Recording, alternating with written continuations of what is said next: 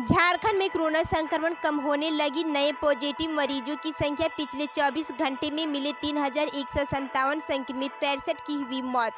Corona महामारी से जूझ रहे झारखंड के लिए सुखद संकेत है। यहाँ नए मरीजों के मिलने का आंकड़ा कम हुआ है तो ठीक होने वाले बढ़े हैं। पिछले घंटे में राज्य के विभिन्न हिस्सों में 3,157 नए संक्रमितों की पहचान की गई, जबकि कोरोना से ठीक होने वालों की संख्या 6,762 रही। वहीं 65 मरीजों की मौत हुई। राज्य में 28 अप्रैल को सबसे ज़्यादा 8,095 मरीज मिले थे। इसके बाद मई के पहले सप्ताह में औसतन 6,000 मरीज मिले। हालांकि 7 मई के बाद नए मरीजों की संख्या निरंतर घट रही और ठीक होने वालों की तादाद बढ़ रही है। राज्य में अब तक 3,10,024 पॉजिटिव मरीजों की पहचान की जा चुकी है। वहीं 2,60,602 लोग ठीक हो चुके हैं।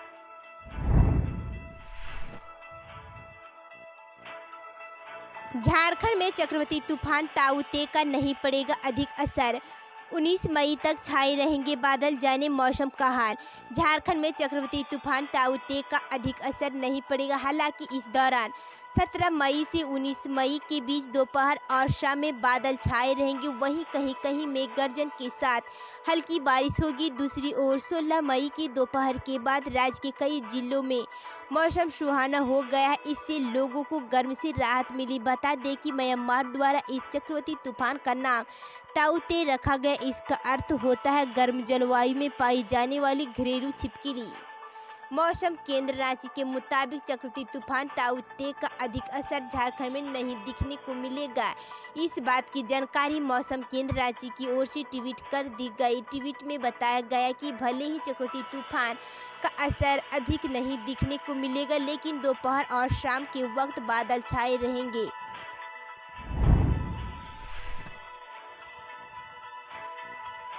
ई पास के बिना पकड़े गए तो FIR, पुलिस से उलझे तो जेल।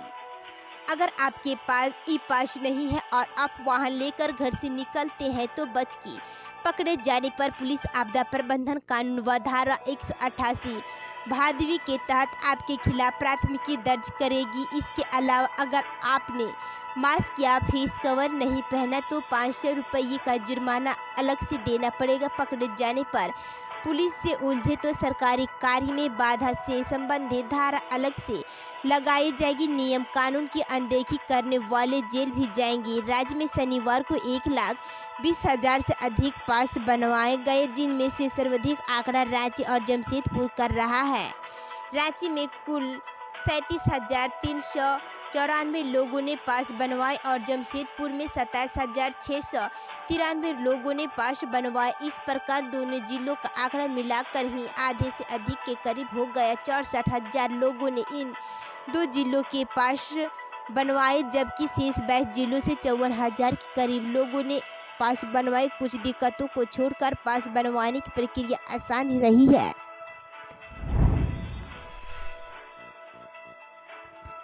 झारखंड में प्रखंड कोविड टास्क फोर्स का होगा गठन। ग्रामीण क्षेत्र में कोरोना संक्रमण के फैलाव को रोकने का है प्रयास।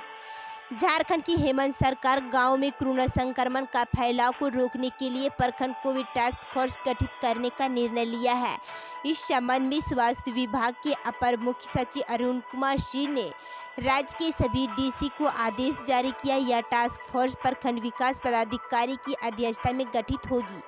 पत्र के माध्यम से बताया गया है कि राज्य में कोरोना संक्रमण के मामलों में कुछ कमी आई। इसके बावजूद ग्रामीण क्षेत्रों में कोरोना संक्रमण और कोरोना से संभावित मौतें की भी सूचनाएं प्राप्त हो रही। इस स्थिति पर नियंत्रण के लिए ग्रामीण क्षेत्रों में स्वास्थ्य व्यवस्था की अपेक्षाकृत मजबूत करने की जरूरत है।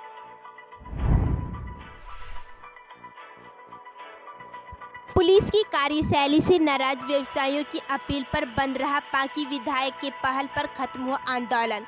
झारखंड के पलामू जिला अंतर्गत पांकी के व्यवसायी पुलिसिया व्यवहार से खफा है। पुलिस की कार्यशैली से नाराज व्यवसायियों के आह्वान पर रविवार को पांकी बंद रहा। विधायक डॉक्टर शशिभूषण मेहता की पहल पर व्यवसायी और पुलिस प्रशासन के बीच वार्ता हुई, जिससे संतुष्ट होकर व्यवसायियों ने अनिश्चितकालीन बंद को वापस लेने का ऐलान किया। बताया गया कि सोमवार से स्वास्थ्य सुरक्षा सप्ताह के नियमों का अनुपालन करते हुए फिर से दुकान खुलेगा। मालूम हो शनिवार को कोविड नियमों के अनुपालन को लेकर पुलिस पाकी बाजार क्षेत्र का भ्रमण कर रही थी। आरोप है कि इसी दौरान पुलिस आक्रमण व्यवसायियों से उलझ गई। इस दौरान पुलिस ने व्यवसायियों पर लाठी भी चलाया, जिसका वीडियो भी वायरल हुआ। लोगों को गुस्सा पाकी थाना प्रभारी पवन कुमार के प्रति था। लोगों का कहना था कि इस तरह यह पहला मामला नहीं है। इसके पूर्व भी पाकी थाना प्रभारी श्री कुमार पर व्यवसायियों के साथ बदसलूकी करने का आरोप लगा था। रांची के वृद्धा आश्रम पहुंचे सीएम हेमंत ने बुजुर्गों का जानहाल बोले, परिजनों से वंचित लोगों का ख्याल रखना जरूरी। मुख्यमंत्री हेमंत सोरेन रविवार को बारियातू रोड रांची स्थित चेसैयर होम तथा नंदराज वृद्ध आश्रम पहुंचे। उन्होंने चेसैयर होम में रह रहे दिव्यांग बच्चों एवं बुजुर्गों तथा नंदराज वृद्ध आश्रम में रह रहे वृद्धजनों से मिलकर उनका कुशल क्षेम पूछा तथा उनको मिलने वाली सुविधाओं से अवगत हुए।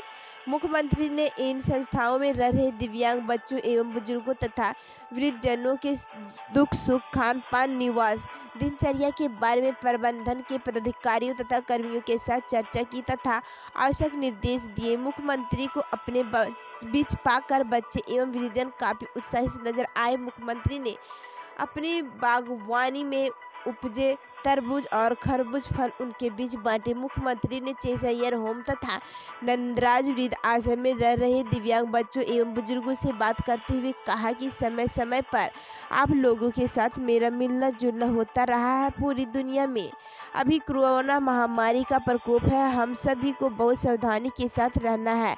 राज्य में संक्रमण के प्रसार को रोकने के लिए जरूरी है कि हम सभी लोगों को घरों के अंदर ही रहना है। ममता पर कोरोना भारी, 2 साल के संक्रमित बच्चे को छोड़कर भागे मां बाप, वार्ड बॉय ने किया अंतिम संस्कार। कोरोना वायरस का असर न केवल लोगों के शरीर पर बल्कि लोगों के मन और भावनाओं पर भी पड़ने लगा। कोई बेटा अपने पिता का शव लेने से मना कर रहा है तो कोई बेटी वायरस के डर से दूर भाग रही। कहीं पर रिश्तेदार मुंह मोड़ रहे तो कहीं पर लोग अपनों को पहचानने तक से इनकार कर रहे हैं। मगर कोरोना का असर अब ममता और स्नेह के उस रिश्ते पर भी पड़ने लगा जिसकी छांव में बच्चे खुद को महफूज करते हैं। झारखंड से मानवता को झकझोर कर रख देने वाला मामला सामने आया है। 2 साल के मासूम बिट्टू को उनके माता पिता ने बुखार आने के बाद रिम्स में भर्ती कराया। वह पॉजिटिव पाया गया और डॉक्टरों के प्रयास के बावजूद जिंदगी की जंग हार गया। लेकिन इससे भी बड़ी अफसोस की बात यह है कि मौत से पहले वह रिश्तों की जंग हार चुका था। पत्थर दिल माँ बाप इस अभागे बेटे को रिम्स में डॉक्टरों के जिम्मे छोड़कर ऐसे भागे कि फिर लौट के नहीं आए। बेटू की अंतिम विदाई अनाथ की तरह नहीं हुई। उनके अंतिम संस्कार का सारा फर्ज रिम्स के वार्ड बॉय रोहित वेदिया ने निभाया। वो बच्चे को जोरा भी आभास नहीं रहा होगा कि उनके जन्म देने वाले माता पिता ही उसे विपरीत परिस्थितियों में छोड़ जाएंगे। अंतिम संस्कार ऐसा व्यक्ति करेगा जिसे उसने जीते जी नहीं देखा हो।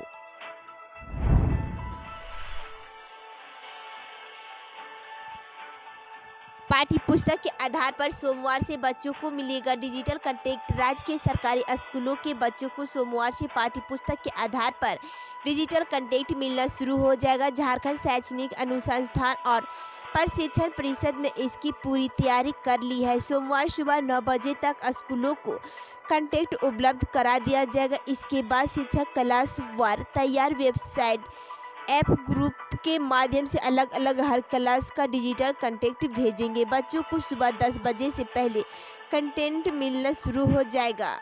डिजिटल कंटेंट 3 मई से ही भेजा जाना शुरू हुआ है। पहले 2 सप्ताह कोरोना जागरूकता, उनकी गाइडलाइन और बच्चों के भावनात्मक विकास को लेकर कंटेंट उपलब्ध कराया गया। इस दौरान 15 मई तक सभी स्कूलों को क्लास वार बच्चों का वेबसाइट ऐप ग्रुप तैयार करने का निर्देश दिया गया ताकि 17 मई से उपलब्ध कराए जाने वाले डिजिटल कंटेंट को उपलब्ध कराया जा सके।